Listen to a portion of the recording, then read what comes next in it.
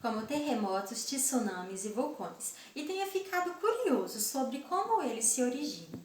Talvez você também tenha curiosidade em saber o motivo pelo qual o Brasil não é afetado por esses desastres naturais. Eu sou a Franciele Mota, estudante do curso de Licenciatura em Ciências Biológicas da Universidade Estadual de Goiás, IUCA, e hoje vou apresentar um seminário sobre o movimento das placas tectônicas e suas consequências. Então, vamos começar. A ideia de que os nossos continentes estão em constante movimento e estão se esbarrando ao longo do globo tem idade de mais ou menos de 200 anos. Mas os geólogos não acreditavam muito nisso, até o início da década de 1960, quando o estudo do assoalho oceânico comprovou que a superfície da Terra é sim fragmentada. Esses fragmentos são conhecidos por placas tectônicas e estão em constante movimento. As placas tectônicas são grandes blocos que compõem a superfície sólida externa do planeta. E esses blocos sustentam os continentes e os oceanos. Esta figura mostra como a superfície do planeta está fragmentada. As linhas demarcam o limite das placas tectônicas. Nós podemos perceber que alguns continentes, como o continente sul-americano, ele situa-se em cima de uma única placa tectônica, enquanto que outros continentes, como o continente europeu, o continente africano, eles estão na superfície de mais de uma placa tectônica. Esse é o grande motivo do Brasil não ser afetado por desastres naturais, pois ele situa-se em cima de uma única placa tectônica. Hoje em dia, é possível acompanhar o movimento das placas tectônicas em tempo real e com uma precisão milimétrica através dos satélites. Você mesmo pode se aventurar em monitorar a superfície do nosso globo terrestre através de aplicativos que transmitem imagens de satélite, como o Google Earth, por exemplo.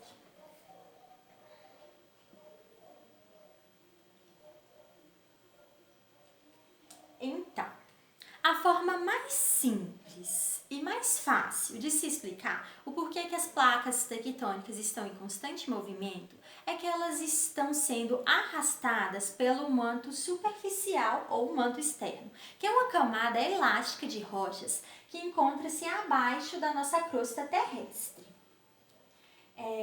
Esse manto ele faz movimentos circulares que arrastam as placas tectônicas.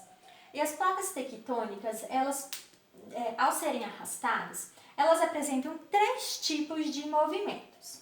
São eles: limites transformantes, movimentos divergentes e movimentos convergentes. A figura 1 mostra o esquema dos limites transformantes.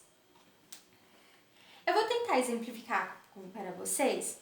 Vamos pensar que aqui nós temos 2 placas tectônicas.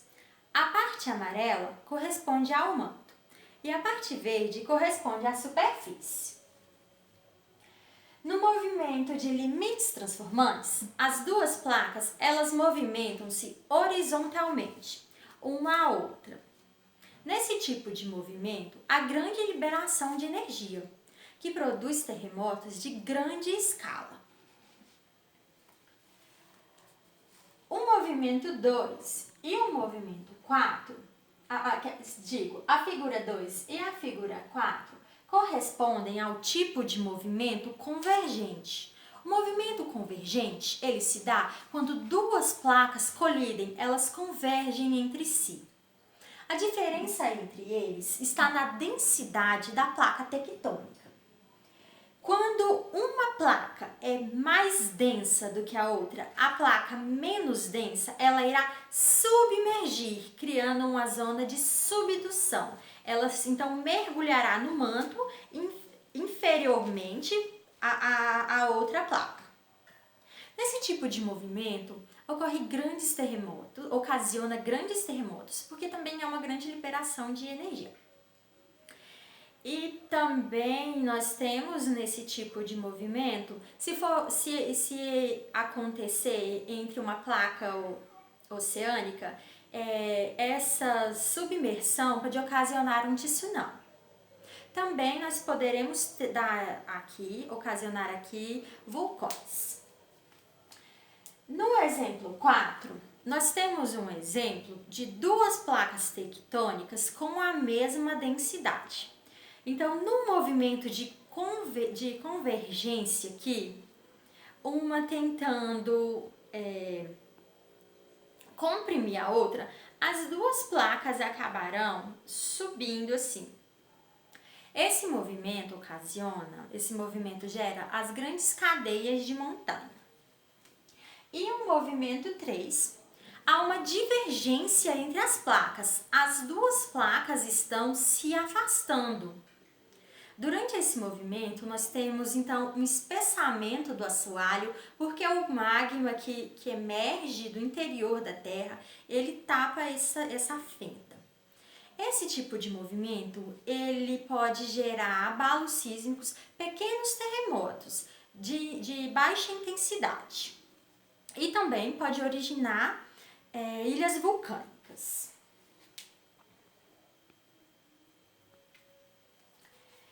Essa figura eu capturei do aplicativo Google Earth e nós podemos observar uma zona convergente entre uma placa tectônica oceânica e uma placa continental, aqui na costa do Japão.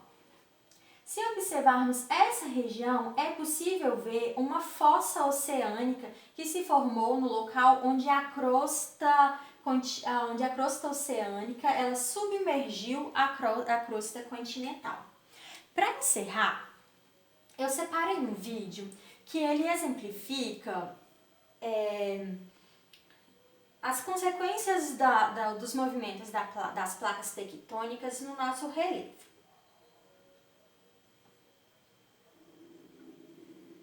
A Terra vista do espaço. Mesmo daqui, não dá para ver que a camada mais externa do nosso planeta é constituída por placas tectônicas de diferentes tamanhos. E elas estão constantemente em movimento. Aqui no meio do Oceano Atlântico, duas placas se afastam uma da outra.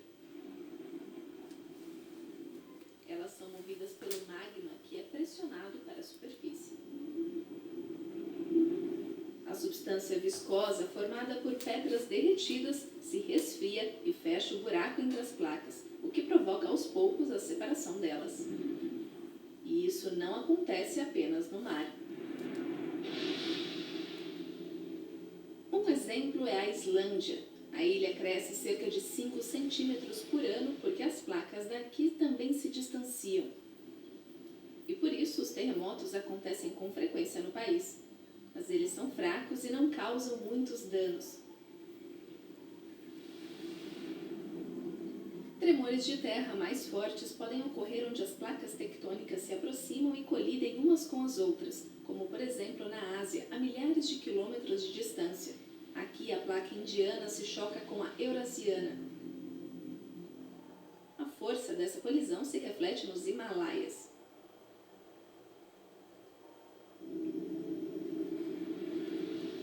Nas bordas das placas se forma uma zona de tensão sob as montanhas. Quando o acúmulo de pressão é liberado, acontece um terremoto.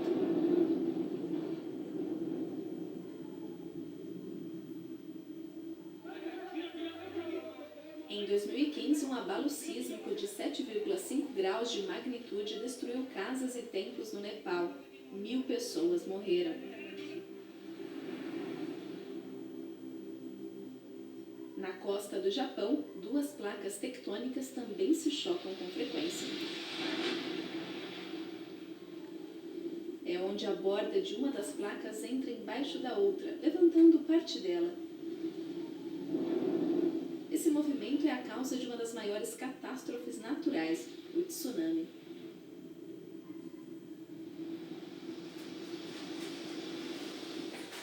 Como aconteceu em 2011, quando um tsunami devastador atingiu a costa leste do Japão. Mais de 18 mil pessoas morreram e a região foi destruída.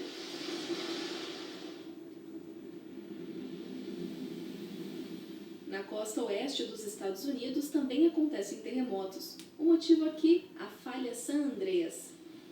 Nela, duas placas tectônicas se encontram por 1000 quilômetros.